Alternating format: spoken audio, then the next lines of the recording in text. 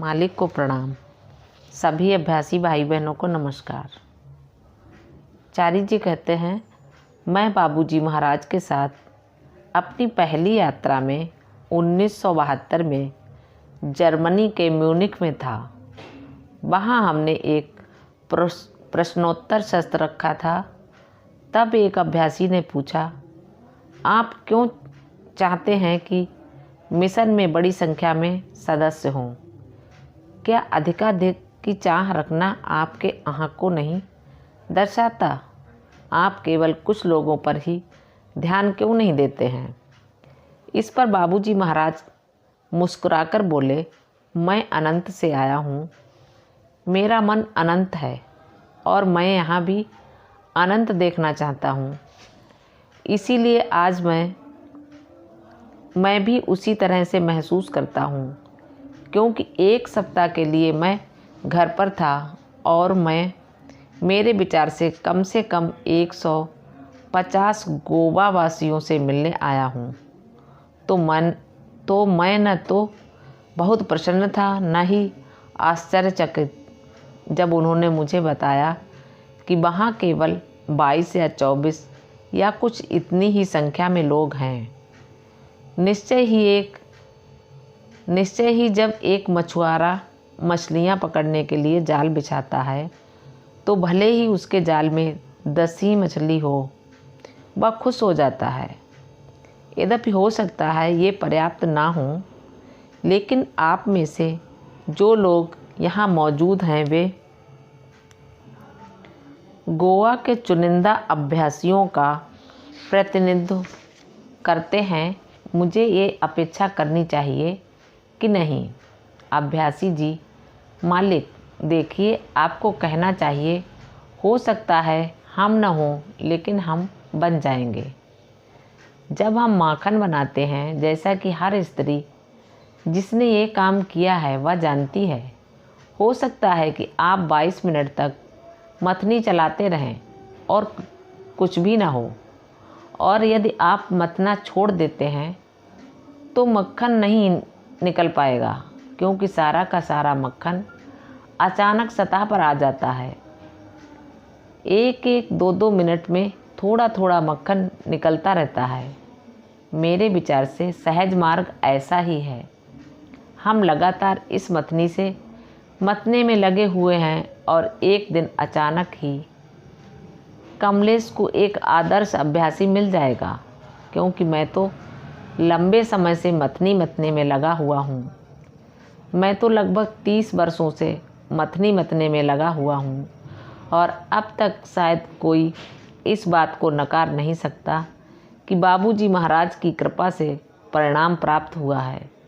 लेकिन मक्खन अभी भी नहीं निकला है। बिल्कुल भी मक्खन हाथ न लगे। क्या उसके बजाय थोड़ा सा मक्खन हाथ लगाना बेहतर नहीं है? मैं ऐसा नहीं समझता, क्योंकि जब आप नाश्ते में टोस्ट खाते हैं और आपके पास टोस्ट के एक कोने भर में लगाने के लिए मक्खन होता है तो ये पर्याप्त नहीं होता। या तो पूरे के पूरे टोस्ट पर मक्खन लगाना चाहिए या फिर बिल्कुल भी नहीं। इसलिए मैं उम्मीद करता हूँ कि आप सब लोग, जैसा कि ईसा मसीह ने कहा है, अपनी कमर कसकर तैयार हो जाएंगे, जिसका भारतीय भाषा में तात्पर्य है अपनी लंगोटी कसना, ताकि आप तेज़ी से चल सकें। या जैसे महाराष्ट्र की कोली महिलाएं जो लांगदार साड़ी पहनती हैं, आइए उठकर अपने काम में लगिए। अपने बर्तन भाड़ों का क्या करूं? कुछ नहीं। अपनी दूसरी साड़ी का क्या करूं? कुछ नहीं। और अपने रुपए पैसे कोई ज़रूरत नहीं। पुराने समय में योगी अपने साथ विश्वास के अतिरिक्त कुछ भी लेकर नहीं चलते थे। उनका कवच होता था विश्वास। उनका बैंक अकाउंट होता था विश्वास। उनका जीवन रक्षक होता था विश्वास। ये विश्वास ही उन्हें लक्ष्य तक पहुंचा देता था। यहाँ मैं भी विश्वास होना चाहिए। मुझे याद है, एक बार मेरे मन में बड़ा बेवकूफ़ी भरा विचार आया। मैं शाहजहाँपुर में बाबूजी के साथ था हम स्वामी विवेकानंद और आदि शंकराचार्य के बारे में बात कर रहे थे। किस तरह वे हजारों मील पैदल चलकर पूरे देश भर में घूमते रहे, कैसे उन्होंने तमाम खतरों का सामना किया, मगरमच्छों से भरी नदियों को तैर कर पार किया, आदि आदि। तभी मैंने बाबूजी से कहा, मैं 1 माह के लिए बिल्कुल अकेला, बिना किसी साथी के, बिना किसी चीज़ के, जेब में सिर्फ 5 रुपए लेकर जाना चाहता हूँ। बाबूजी खूब हंसे। उन्होंने कहा, यदि विश्वास है तो फिर जेब में 5 रुपए की क्या ज़रूरत है? अगर आप 1 महीने के लिए अकेले घूमने जा रहे हैं तो ये 5 रुपए क्या करेंगे? मैंने कहा, मान लीजिए मैं कहीं फंस जाऊं तो मैं घर तार तो भेज सकता हूं। उन्होंने कहा, ये विश्वास नहीं है।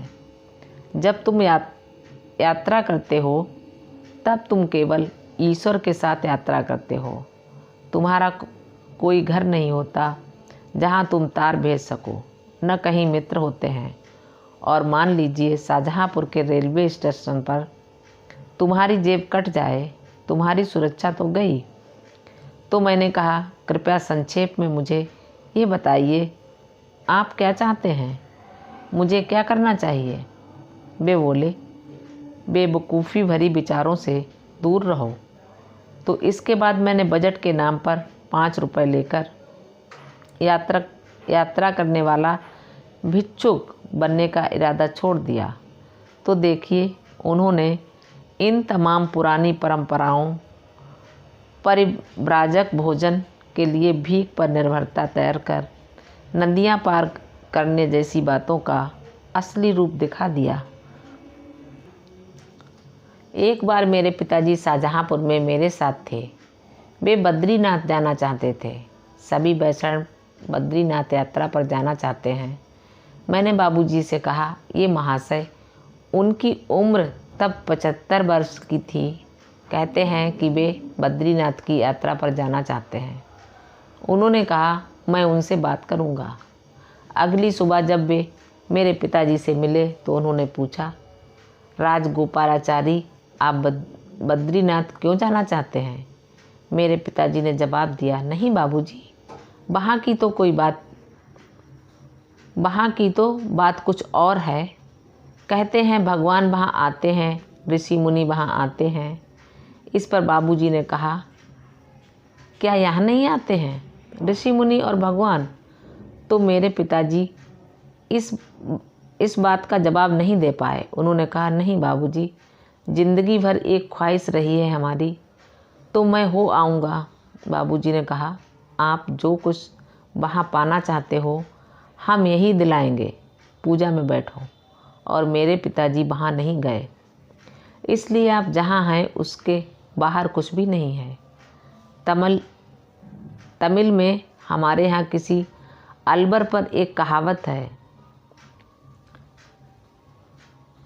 बैकुंठ अर्थात भगवान विष्णु का निवास वहीं होता है जहाँ आप हैं। यदि आप इसे ढूंढने निकलेंगे तो यह आपको नहीं मिलेगा। समझ गए? आप जहाँ हैं आपका बैकुंठ भी वहीं है। यदि ऐसा नहीं है तो आपके लिए कहीं बैकुंठ नहीं है। तो हम जहाँ हैं हमें वहीं परिश्रम करना होगा। ध्यान के लिए एक स्थान नियत कर लें, वहाँ हर सुबह बैठकर नियमित रूप से ध्यान करें। वहीं आपका स्थान है, वही आपका बैकुंठ होने वाला है। और एक बार आप बैकुंठ हो आए तो हर जगह बैकुंठ है, परंतु आपको इसे यही निर्मित करना होगा। उसी तरह से जैसे बच्चा वहीं जन्म लेता है जहां आप होते हैं। ऐसा नहीं हो सकता कि मैं यहाँ हूँ और मेरा बच्चा अमेरिका में पैदा हो। यदि ऐसा है तो वह मेरा बच्चा नहीं है। मेरा बच्चा मेरे बिस्तर पर मेरी पत्नी के साथ है। मालिक को प्रणाम। सभी अभ्यासी भाई बहनों को नमस्कार, धन्यवाद।